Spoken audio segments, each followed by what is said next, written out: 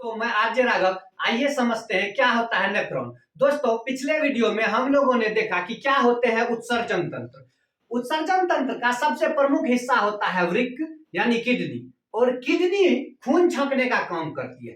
Actually में खून छांकने का मेन काम नेफ्रॉन करती है, जिसको हम लोग छकना करते हैं। ये किडनी के अंदर 10 लाख होता है एक किडनी के अंदर। ऐसा ऐसा ढेरी छकना होता है एक किडनी के अंदर।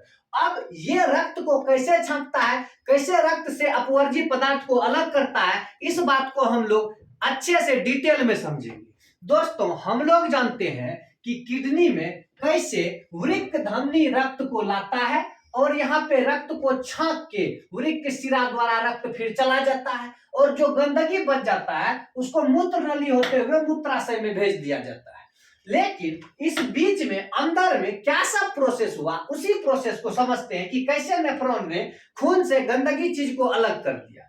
दोस्तों, एक नेफ्रॉन की ऐसा ऐसा बहुत सारा नेफ्रॉन है, उसमें एक नेफ्रॉन की बनावट को समझते हैं। नेफ्रॉन का जो ऊपरी हिस्सा होता है उसको बोमेन संपुट कहते हैं, ऐसे करके जो होता है। अब इसके बीच में जो गड्ढा वाला इलाका है उसमें नस से ढेरी घुरियाया हुआ रहता है सांप जैसे, तो इसको हम लोग कहते हैं ग्लोमेरुलस, कोशिका का जाल कहते हैं।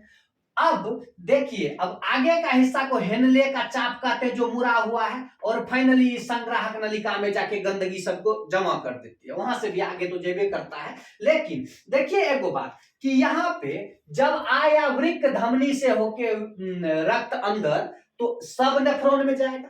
तो बड़का नस तो सब नेफ्रॉन में नहीं जा सकता, नेफ्रॉन तो बहुत छोटा है क्योंकि इसी में 10 लाख वो है।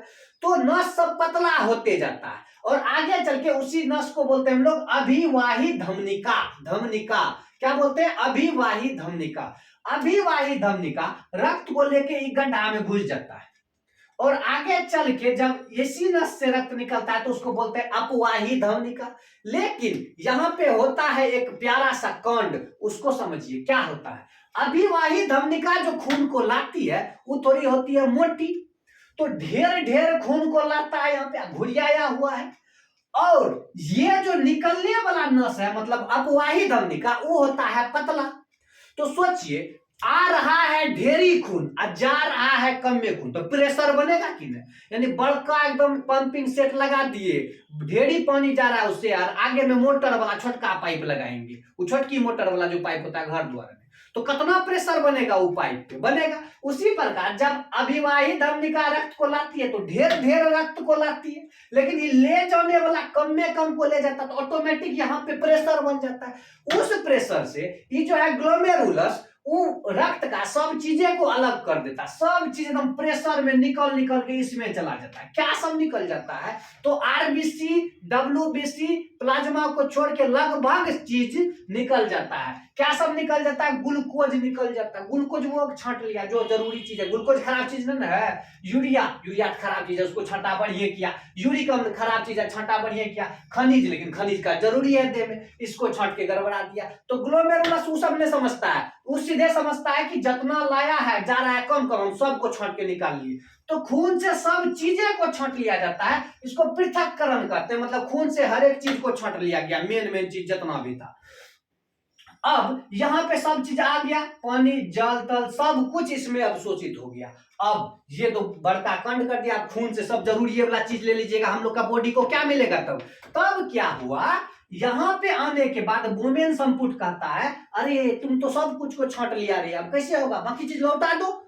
तो ये जब इस रास्ते से आगे बढ़ता है, क्या सब आगे बढ़ता है? ग्लूकोज, यूरिया, यूरिक अम्ल, जल, खनिज लवण सब।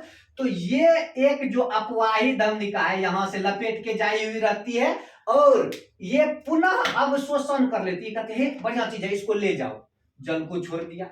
ग्लूकोज बढ़िया चीज है, इसको ले जाओ, इसको भी छोड़ दिया।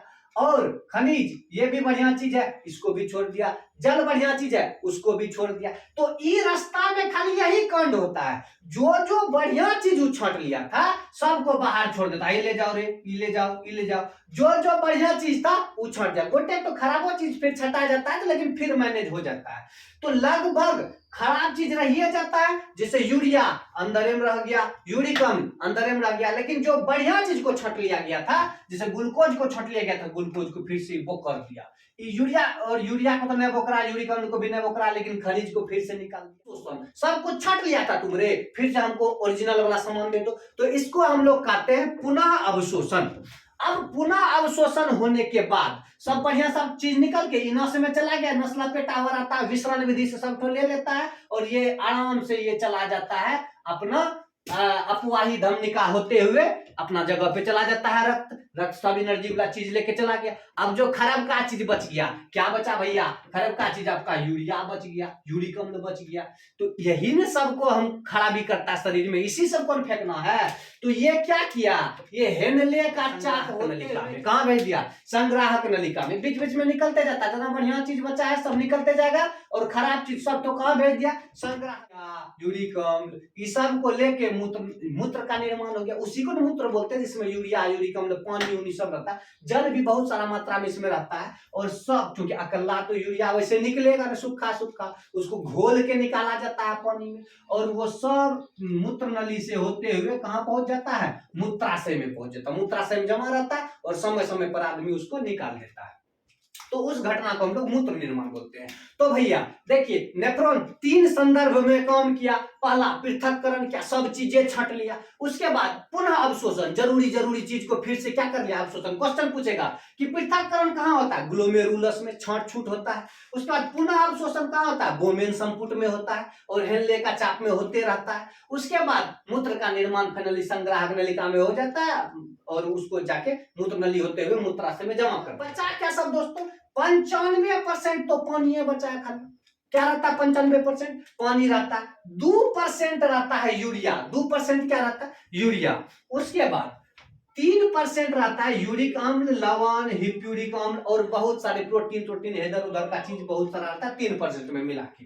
तो मेन 95% जल, 2% यूरिया। हम लोग दोस्तों पिछले वीडियो में समझे थे कि कैसे लीवर जो है हम लोग के शरीर में जो अमोनिया बनता है उसको यूरिया में बदल देता है। अभी मूत्र के बारे में थोड़ा समझ लेते हैं। 95% जल हो गया, इसमें 2% यूरिया और 3% में यूरिक अम्ल, लवण, हिप्यूरिक अम्ल और क्यूरेटिन समथिंग सब रहता है। अब मूत्र का अगर ओवरऑल पीएच देखा जाए तो 5.8 6 के लगभग में होता है। 7 से कम है ना, अम्लीय हो गया। मूत्र कैसा हो गया? अम्लीय। उसके बाद मूत्र का रंग देखते होंगे पीला, प्योर व्हाइट तो नहीं निकलता, तो पीला रंग होता है यूरोक्रोम की वजह से। इसमें एक सब्सटेंस रहता है यूरोक्रोम, उसके वजह से मूत्र का रंग कैसा हो जाता है? पीला। अब गंध देखिए, मूत्र में गंध आता है अमोनिया की वजह से। बोलेगा सर अमोनिया तो है ही नहीं इसमें, यूरिया। हाँ, तो जब 2-4 घंटा के बाद जब हम लोग निकाल देते हैं, 2-4 घंटा के बाद फिर से वो जो है यूरिया क्या बन जाता है? अमोनिया। तब तुरंत गंध नहीं करता है, 2-4 घंटा के बाद आपको गंध मिलेगा, 2-3 घंटा के बाद जब बन जाता है। उसके बाद कभी कभी इस संदर्भ में अनेक बीमारियां भी होती हैं, जैसे कि अगर आपके पेशाब में, आपके मूत्र में खून आ रहा है तो उस बीमारी को हम लोग हिमेटर कहते हैं। क्या कहते हैं? हिमेटर। और अगर बार बार आपको मूत्र हो रहा है तो उसको बोलते हैं डायूरेटिक्स। क्या बोलते हैं? डायूरेटिक्स। तो एक बार फिर से फटाफट, आसान सा टॉपिक है, मुख्य रूप से तो हम लोग पिछले वीडियो में समझ ही चुके हैं। आराम से देखते हैं कि क्या होता है। देखिए, नेफ्रॉन जो होता है, एक किडनी में टोटल नेफ्रॉन होता है 10 लाख। और किडनी काम कैसे करता है? किडनी में लाता है खून कौन? अभिवाही धमनिका होता है, थोड़ा मोटा, ढेर खून लाता है। लेके खून कौन जाता है? अपवाही धमनिका। अंदर खून नहीं जाता, खून यहीं से घूम फिर के ऐसे करके निकल जाता है। अब लाया अभिवाही धमनिका ढेर, ले गया अपवाही धमनिका कम, बीच में बना प्रेशर, बीच में बना प्रेशर तो सब कुछ लिया छांट। सब कुछ जैसे ग्लोमेरुलस छटा, बोमेन संपुट वाला रे गलती कर दिया तुम, तो सब चीजें छट लिया। अब लौटाओ। तो जो बढ़िया चीज था उसको लौटा दिया, जो खराब चीज था उसको भेज दिया संग्राहक नलिका में। संग्राहक नलिका से वो सब खराब चीज को डायरेक्ट सप्लाई हो गया कहाँ? मूत्र नली होते हुए मूत्राशय में, और मूत्राशय से समय समय पर उसको निकाल दिया गया।